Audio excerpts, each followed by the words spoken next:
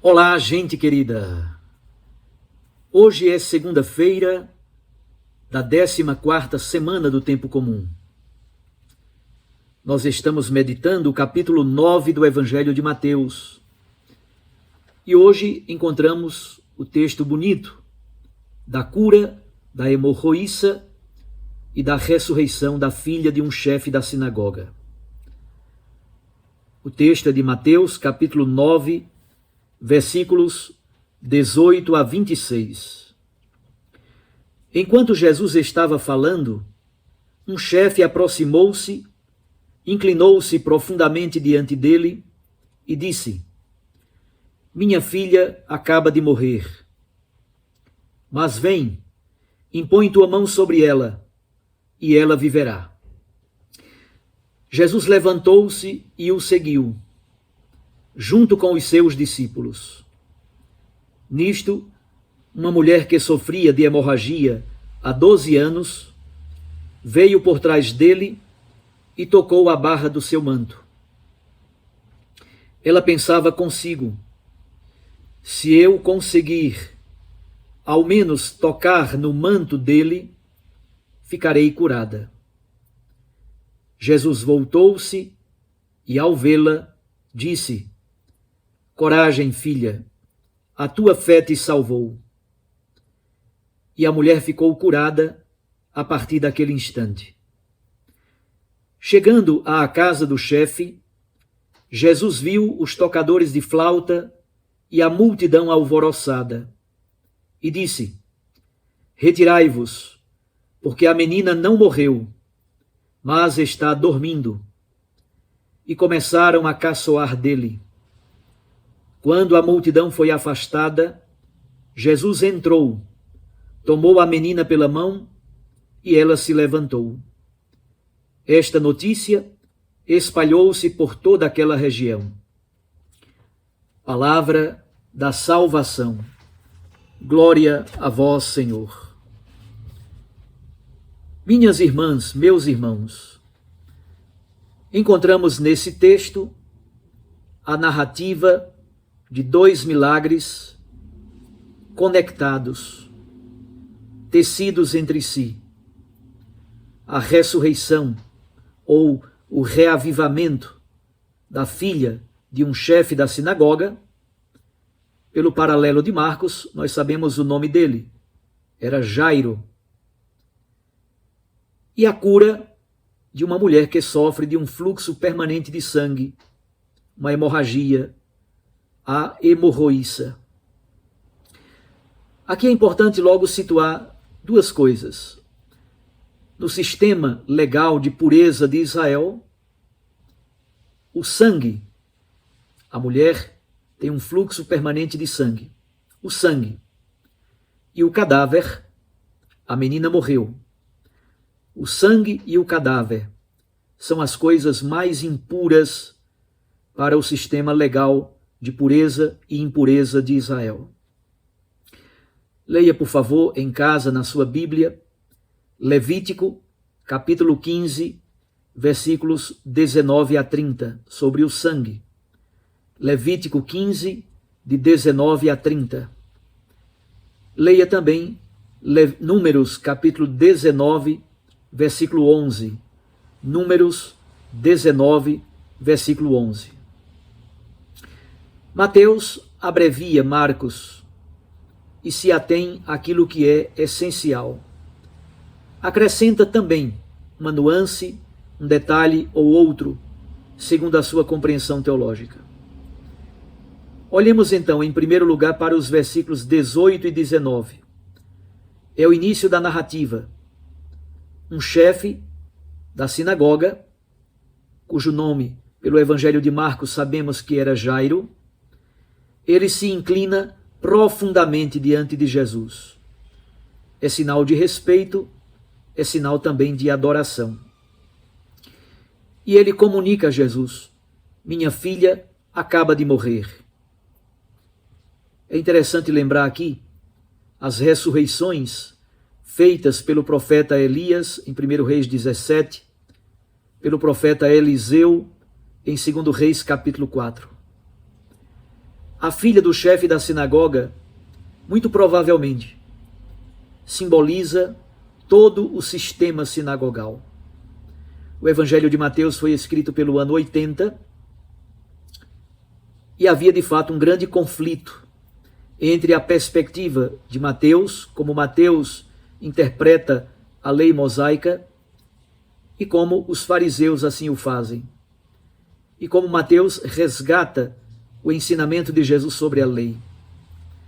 A filha que morre é sinal, é um símbolo do sistema sinagogal que aquele homem, chefe da sinagoga, representa. O homem pede a Jesus que ele, Jesus, imponha a mão sobre ela, sobre a criança, e ela viverá. Assim se conclui o primeiro bloco. Jesus decide ir com ele à sua casa para ressuscitar a menina. Mas aí temos um fator complicador. Versículos 20 a 22. Uma mulher, anônima, não tem origem nem destino. Há 12 anos, ela possui um fluxo permanente de sangue, uma menstruação contínua. Portanto, está sempre em estado de impureza. Ela nunca casou, não pode ter filho, nenhum rapaz quer se aproximar dela, porque ela sempre e cotidianamente está transmitindo impureza. Ela pensa, na sua fé, ao menos tocar a barra do manto de Jesus. E assim o faz. Por trás, com medo, furtivamente, ela toca a barra do manto de Jesus. Na sua fé, ela pensava consigo: se eu ao menos tocar a orla do manto dele, ficarei curada. Jesus percebe. É bem verdade que Mateus não fala da força que saiu dele. Isso está no Evangelho de Marcos. Mas Jesus percebe que algo aconteceu. E olha para a mulher e lhe diz: tua fé te salvou. Coragem, filha. Que frase tão bela esta. Coragem, filha. É Deus que anima aquela moça, aquela mulher, ferida, machucada, maculada, oprimida, excluída, humilhada em tantas ocasiões.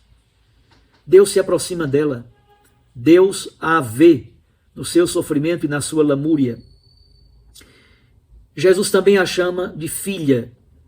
Significa que plenamente ela foi novamente recolocada na dinâmica da aliança. Foi plenamente assumida na aliança do povo santo de Israel. Ela se torna herdeira. Ela se torna filha de Deus no Filho que é Jesus Cristo. Finalmente, o texto se conclui com a chegada de Jesus à casa do chefe da sinagoga. Ele encontra muito barulho, tocadores de flauta, carpideiras, cantos fúnebres. Mas Jesus, ironicamente, diz: a menina não está morta. Ela apenas dorme.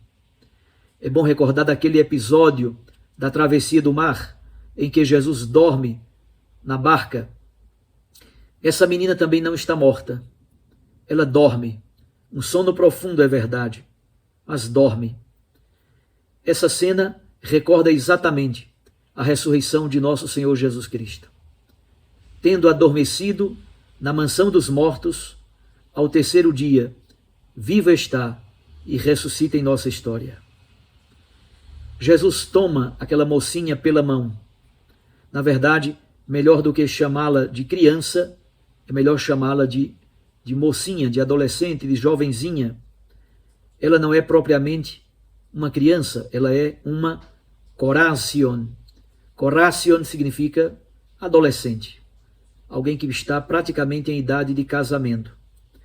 Jesus tomou então aquela jovenzinha pela mão e a curou, e a libertou da morte, e a ressuscitou. O texto bíblico diz de modo tão bonito nesta cena, é como se estivesse nos falando, gritando aos nossos ouvidos: Jesus é o esposo.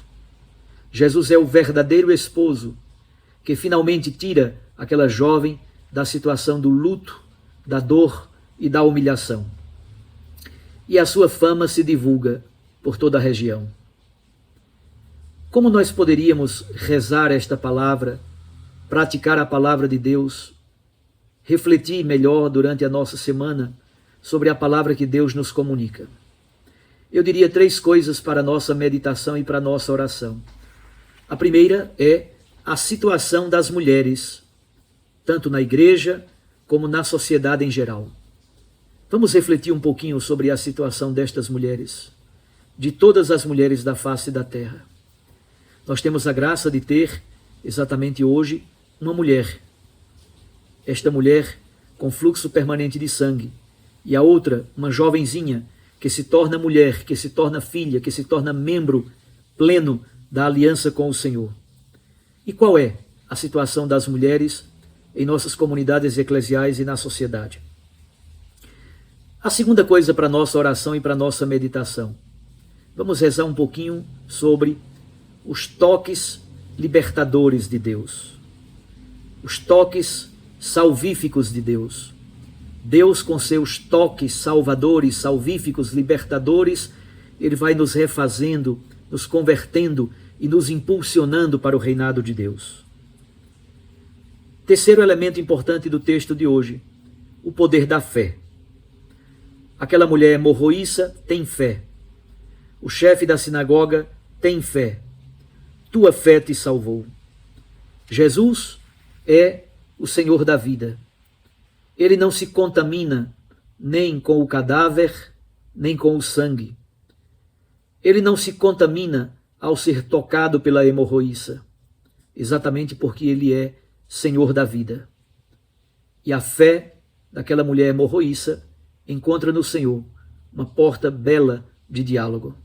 Nesse jogo entre a morte e a vida, Jesus está a favor da vida, refaz a vida, reconstrói a vida e se torna verdadeiramente o esposo destas mulheres. Jesus é o verdadeiro esposo da humanidade. Nossa alma constrói com o Senhor uma relação bonita de esposalício. Rezemos e meditemos sobre esse tema, o papel da mulher na história da salvação, especialmente o papel da mulher em nossas comunidades e em nossa sociedade. Um abraço a você, fique com Deus e com sua Mãe Maria Santíssima. Eu os abençoo, em nome do Pai, e do Filho, e do Espírito Santo. Amém.